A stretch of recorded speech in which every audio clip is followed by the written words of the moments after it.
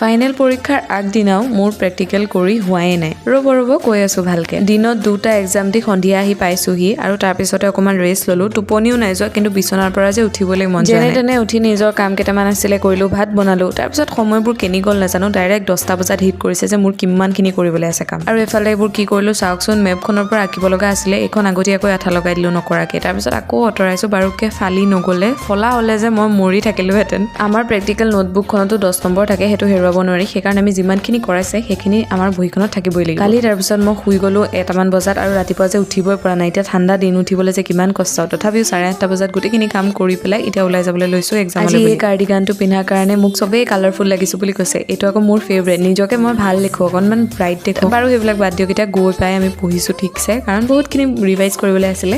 আৰু তাৰপিছতে এক্সামো দিলো, এক্সামো খতম হ'ল বাৰু। ভাইভাও আছিলে 3টা হৈ গ'ল। বাকী প্ৰেক্টিকেল ফাইনেল ইমানতে সমাপ্ত দেই। আকৌ লগ পাম এটা নতুন ভিডিঅ'ত।